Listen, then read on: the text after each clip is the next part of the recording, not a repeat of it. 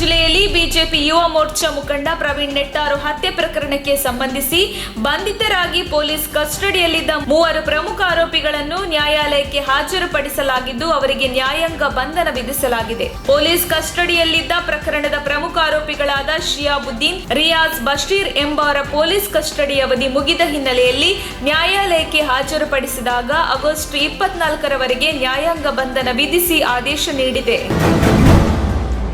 ಗುಂಪು ಹಲ್ಲೆಗೊಳಗಾಗಿ ಸಾವಿಗೀಡಾದ ದಕ್ಷಿಣ ಕನ್ನಡ ಜಿಲ್ಲೆಯ ಕಳಂಜದ ಮಸೂದ್ ಕೊಲೆ ಪ್ರಕರಣಕ್ಕೆ ಸಂಬಂಧಿಸಿ ಬಂಧಿತರಾಗಿ ನ್ಯಾಯಾಂಗ ಕಸ್ಟಡಿಯಲ್ಲಿದ್ದ ಎಲ್ಲ 8 ಮಂದಿ ಆರೋಪಿಗಳಿಗೆ ನ್ಯಾಯಾಂಗ ಕಸ್ಟಡಿ ಆಗಸ್ಟ್ 21ರವರೆಗೆ ವಿಸ್ತರಿಸಿ ಸುಳ್ಯ ನ್ಯಾಯಾಲಯ ಆದೇಶ ನೀಡಿದೆ.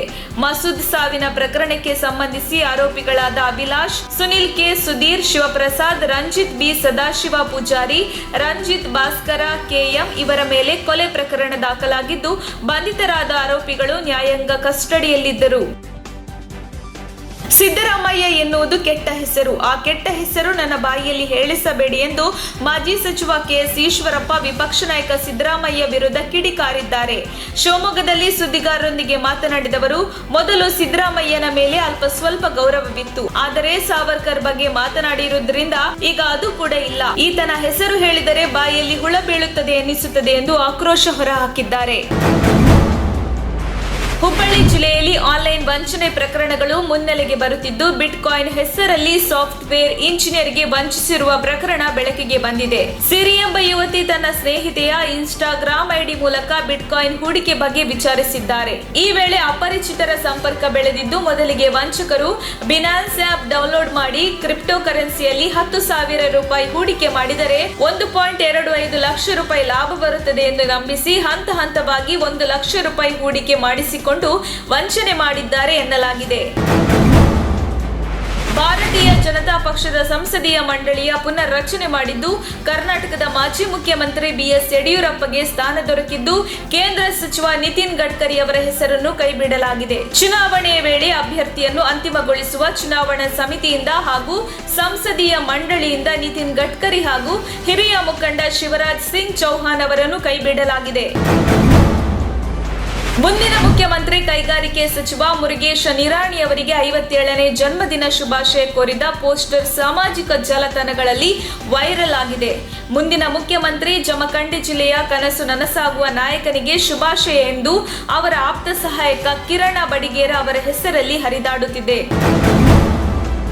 ತಳ್ಳಾಟ ಕಿತ್ತಾಟದ ಸರ್ಕಾರ ನಡೆಸುವುದಕ್ಕಿಂತ ವಿಸರ್ಜಿಸಿ ಚುನಾವಣೆಗೆ ಬನ್ನಿ ಎಂದು ರಾಜ್ಯ ಕಾಂಗ್ರೆಸ್ ಬಿಜೆಪಿಗೆ ಸವಾಲೆಸೆದಿದ್ದು, ಸಚಿವ ಮಾಧುಸ್ವಾಮಿ ಅವರ ಹೇಳಿಕೆಯನ್ನು ಪ್ರಸ್ತಾಪಿಸಿ ಬಿಜೆಪಿಯನ್ನು ತರಾಟೆಗೆತ್ತಿಕೊಂಡಿದೆ. ಸಿಎಂ ಬದಲಾಗುತ್ತಾರೆ ಎನ್ನುತ್ತಾರೆ ಸುರೇಶ್ ಗೌಡ, ಸ್ಟ್ರಾಂಗ್ ಗೃಹ ಸಚಿವರು ಬೇಕು ಎನ್ನುತ್ತಾರೆ ಯತ್ನಾಳ್, ಮಾಧುಸ್ವಾಮಿ ರಾಜೀನಾಮೆ ಕೊಡಬೇಕು ಎನ್ನುತ್ತಾರೆ ಮುನಿರತ್ನ, ಸಿಎಂ ಹೇಳಿದ್ರೆ ಕೊಡ್ತೀನಿ ಅಂತಾರೆ Madhuswamy. Sogadu Shivanna versus GS Basavaraj, Renukacharya versus K Sudhakar, Somashekhar versus Madhuswamy, Muniratna versus Madhuswamy, Ashok versus Ashwath Narayan, Bhagwanth Khuba versus Sharanu Saragala, ಕಾರ್ಯಕರ್ತರು versus BJP, Araga Jnanendra versus Yatnal, BSY versus Santosh. ಒಂದೇ ಹಡಗಿನಲ್ಲಿ ಇಷ್ಟೊಂದು ರಂಧ್ರಗಳಿದ್ದರೆ ಮುಳುಗದೆ ಇರುವುದೇ ಎಂದು ಪ್ರಶ್ನಿಸಿದೆ. ಸರ್ಕಾರಿ ಶಾಲೆಯಲ್ಲಿ ಸ್ವಾತಂತ್ರ್ಯೋತ್ಸವ ಆಚರಿಸಿದ ಶಿಕ್ಷಕಿಯನ್ನು ಅಮಾನತು ಮಾಡಿ ಕ್ಷೇತ್ರ ಶಿಕ್ಷಣಾಧಿಕಾರಿ ಆದೇಶ ಹೊರಡಿಸಿದ್ದಾರೆ. ಮಂಡ್ಯ ಜಿಲ್ಲೆಯ ಪಾಂಡವಪುರ ತಾಲೂಕಿನ ಸಿಂಗ್ರಿ ಗೌಡನ ಕೊಪ್ಪಳು ಸರ್ಕಾರಿ ಶಾಲೆಯಲ್ಲಿ ಈ ಬಾರಿ ಸ್ವಾತಂತ್ರ್ಯೋತ್ಸವ ಆಚರಿಸದೆ ಬಾಗಿಲು ಹಾಕಲಾಗಿತ್ತು. ಈ ಬಗ್ಗೆ ಗ್ರಾಮಸ್ಥರು ಬಿಒಒಗೆ ದೂರು ನೀಡಿದ್ದು, ಇದರನ್ವಯ ಕ್ಷೇತ್ರ ಶಿಕ್ಷಣಾಧಿಕಾರಿ ಲೋಕೇಶ್ ಶಿಕ್ಷಕಿ ನಿರ್ಮಲಾ ಮೇರಿಯನ್ನು ಕರ್ತವ್ಯದಿಂದ ಅಮಾನತು ಮಾಡಿ ಆದೇಶ ಹೊರಡಿಸಿದ್ದಾರೆ. ಸಿದ್ದರಾಮಯ್ಯ ಅವರು ಪಾಕಿಸ್ತಾನ ಪ್ರಜೆ ತರ ಮಾತನಾಡುತ್ತಿದ್ದಾರೆ ಎಂದು ಬಿಜೆಪಿ ಶಾಸಕ ಬಸನಗೌಡ ಪಾಟೀಲ್ ಯತ್ನಾಳ್ ವಿಪಕ್ಷ ನಾಯಕ ಸಿದ್ದರಾಮಯ್ಯ ವಿರುದ್ಧ ವಾಗ್ದಾಳಿ ನಡೆಸಿದ್ದಾರೆ. ಬೆಂಗಳೂರಿನಲ್ಲಿ ಸುದ್ದಿಗಾರರೊಂದಿಗೆ ಮಾತನಾಡಿದವರು, ವೀರ ಸಾವರ್ಕರ್ ಅವರು ಅಖಂಡ ಭಾರತದ ಸ್ವಾತಂತ್ರ್ಯಕ್ಕಾಗಿ ಹೋರಾಡಿದ ಮಹಾನ್ ತಪಸ್ವಿ. ಅವರ ಫೋಟೋ ಹಾಕಲು ಯಾರ ಅನುಮತಿ ಬೇಡ. ಈ ವಿಚಾರದಲ್ಲಿ ಸಿದ್ದರಾಮಯ್ಯ ಅವರ ಹೇಳಿಕೆ ಸರಿಯಲ್ಲ. ಅಲ್ಪಸಂಖ್ಯಾತರ ಓಟಿಗಾಗಿ ಮಾಡುತ್ತಿದ್ದಾರೆ. ಅವರು ಹೀಗೆ ಅಲ್ಪಸಂಖ್ಯಾತರ ಓಲೈಕೆ ಮಾಡುತ್ತಿದ್ದಾರೆ. ಅಲ್ಪಸಂಖ್ಯಾತರ ಮತ ಮಾತ್ರ ಅವರಿಗೆ ಬೀಳುತ್ತದೆ ಎಂದು ಕಿಡಿಕಾರಿದರು.